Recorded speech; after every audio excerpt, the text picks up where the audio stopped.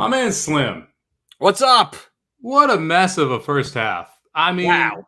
if you had on your bingo board that Pittsburgh's going to run no huddle for the majority of the first half, and that both quarterbacks will have an over 100 quarterback rating, congratulations, you're winning. Yeah, offensive explosion here. When we thought this game could be an under, it did not go under for the first half. Trubisky with 109 yards passing, and Jacoby Brissett with 134 yards passing. Chubb with 58 yards rushing, and my bet, the Najee Harris under, not coming to fruition with 46 yards. I think if he gets 9 yards rushing in the second half, I lose, so I'm in big trouble with that bet. Najee Harris looked amazing. Basically threw a guy's face through the field to get that touchdown. What a run there. Well, yeah, we've got 22 passes for the Cleveland Browns and 13 runs. The Cleveland Browns threw the ball 9 more times with Jacoby Brissett than they ran with Kareem Hunt and Nick Chubb tonight. Wild first half, just from a style perspective. It seems like both offensive coordinators came into the game expecting the other team to expect them to run and just tried to flip the script on them. And it kind of flipped the script on everybody who was playing this game. Yeah, I mean, really unexpected things. We knew there would be some wind. That really has not been an issue. We saw a great pass catch by George Pickens, almost Odell Beckham style. And there's been some nice plays by Amari Cooper and Njoku. And Claypool's been getting some catches. So everyone's getting involved with the passing game. I did not see it coming. All right, so we're looking ahead here, looking at the second half. What's the right angle to play here? Lines just came out. You've got Cleveland -3, 19.5 is the total, juice to the over, which is funny because all day this under was getting pounded. A close game. I'm actually kind of favoring the under, especially if you can get plus 105. I also like Cleveland -3 in this spot. I think Cleveland's the better team here. I think the variance side has helped out Pittsburgh. I don't see them being able to continue their offensive stylings that they've been able to do. And I mean, I can't believe I'm about to say this. Jacoby Brissett's playing pretty well.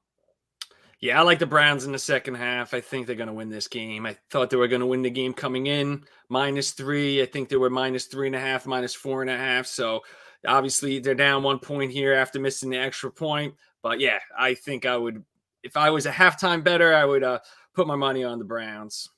Bam! Second half bet for the Betapalooza. We're taking the Browns -3, -103. Hopefully we can pull it out here with the Browns. They end up needing to win this game by 3 points or more. We cover this. I don't hate the under two. I'm probably going to play a parlay with the Browns and the under just to see if we can get a little bit of an additional plus money there, because I think that's a solid play at 19.5. I cannot possibly expect both of these very conservative offensive coordinators to continue to open this game up, especially with where the scores are right now. So I think that people who watch this first half, they want to play over. But when you look at this, man, you just got to think that these offensive coordinators are going to go back into their shell, what we've seen from the first 2 weeks. And there's some regression from these quarterbacks. They're playing out of their mind from a positive angle. All right, we're about 4 minutes into halftime. Yeah, we got Dr. Tang agreeing with the second half Cleveland bet, so you got to like that. I do. Tang's a pretty sharp football player, let me tell you. He's giving some good picks. All right, where do you want to go first? You want to go to your passing prop? Let's go with the passing prop. That'll take a little bit more time to All right, let's here. So yeah, tell me about that offensive juggernaut, Jared Goff, man. Yeah, I mean, if Brissett could pass for 130 yards in the first half, then I think Jared Goff here going into Minnesota is going to be tough. But if they fall behind in this shootout of a game, 53 is the under-over line for the Detroit Lions visiting the Minnesota Vikings, and the Vikings are looking to bounce back after an embarrassment on Monday Night Football where Kirk Cousins on primetime is just a disaster. So why not go back to it? The Detroit Lions have been horrible this year so far and historically against number one wide receivers, and they possibly get the number one wide receiver in the whole league going into his house. They're going to be pissed. Justin Jefferson should definitely get the job done. And Cousins, he's going to have other weapons too with Thielen, and Irv Smith has looked pretty good actually as a healthy tight end finally for them. So he has the weapons. Osborne also. So 275, I'm not too worried about. I'm more worried about it on the flip end on this two-part parlay that Goff will go over, but I think there's just going to be enough passing. The thing with Goff, Obviously, Ross St. Brown has been unbelievable. 8 catches in 8 straight games, only the 3rd player in NFL history to ever do that. So he's going to get the job done. Hawkinson, he has other weapons, and he could just flip the ball to DeAndre Swift, and he could take off for 50 yards. So I think Goff should go over. Both of them over. You triple your money. And I think I just want to shoot out there. 53 is the number. It could go over. Yeah, I want to say Ahmad Ross St. Brown. Ahmad Ross St. Brown. 70.5 for the total receiving yards. I like that over. He has been able to just carve himself out a wonderful role, playing both out of the slot and out of the X spot for the Detroit Lions. This is a secondary that's going to struggle with him. I actually like the Goff over more here than the Cousins over, simply because I'm worried that the Vikings get up too quickly. And if they get up and then you see Goff get those trash yards and kind of the garbage time, the question is whether or not Cousins is able to get his. I think you got to think Justin Jefferson's going to have a chip on his shoulder after what happened, specifically against Darius Slay there on Monday night. Be interesting to see how that Vikings team responds and how this Detroit team responds now that they're considered an actual good team here. You have any lean on this game at all, or are you just looking at the props, Slim? Just looking at the props. And also the one thing against Cousins is that they said in the press just a couple of days ago that Dalvin Cook, they're going to get him back involved with the running game there. So, I think Detroit's defense just sucks overall. So they're going to be giving up yards either on the ground or through the air. So yeah, the Cousins over could be a little bit of an issue, but I think they're going to get going definitely in the second half, going at each other in this game. And I think I don't think Detroit's that bad. I really don't, for some unknown reason. And I think they might keep it tight. I look, they play hard. This is the exact spot you want Detroit catching 6. Dan Campbell is a coach that gets his team to play every single week. When they're underdogs laying a ton of points, take Detroit. When they're a favorite and they're giving these points out, you can't have the same level of interest. Interesting game here. Dalvin Cook minus 182 to score a touchdown in this game. You can get plus 162 on the no. I did the hit over on VSiN talking about running backs not scoring touchdowns. Plus 160 on Dalvin Cook seems awfully spicy to me, especially when you have a get-right game from the wide receiver. So I'm probably going to play on the Dalvin Cook no plus 162 there. It'd be good for me because I just need Cousins to go over. All right, let's flip it over. Let's talk about a Herbert. But not the Herbert you're thinking of. No, I'm not with the Herbert with the ribs. I'm not dealing with that quarterback for the Los Angeles Chargers. I'm going for the second tier backup running back for the Chicago Bears. 21.5 was the over when I sent this to you. I literally texted this to you like a few hours ago. It's up to 27.5. It went up 6 yards in the last few hours. I locked it in at 24.5. So I like when I see that. Last week, I had Carson Wentz over and went up 13 yards from the time that I placed a bet to when it went off during the day. I'll tell you this. The Houston Texans and the Chicago Bears both really suck, but the Houston Texans have one of the worst run defenses in the league through 2 weeks. They gave up in Jonathan Taylor, 161 yards by himself in week 1. In week 2, they gave up 149 yards rushing to Denver.